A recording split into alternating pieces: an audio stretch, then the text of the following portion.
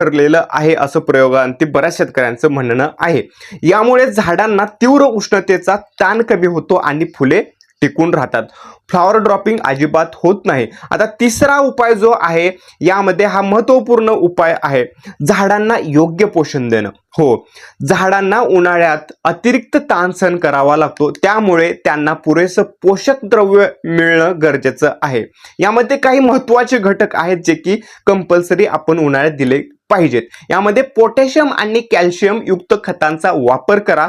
यामुळे झाडांची रोगप्रतिकारक शक्ती वाढते, फुले गळत नाहीत किंवा गळणं थांबतं. त्याचबरोबर पानांवरती फवारणी करत असताना ज्यामध्ये सूक्ष्म अन्नद्रव्य, मायक्रोन्यूट्रिएंट्स, ज्यामध्ये कॉपर, ज्यामध्ये आपलं फेरस, मॅग्नेशियम, जी काही 5 अन्नद्रव्य आहेत, कॉपर, बोरॉन, ही अन्नद्रव्य आपल्याला कॉम्बिनेशन करून देणं गरजेचं आहे. उदाहरणार्थ बायोस्टिम्युलंट देखील आपण फवारणं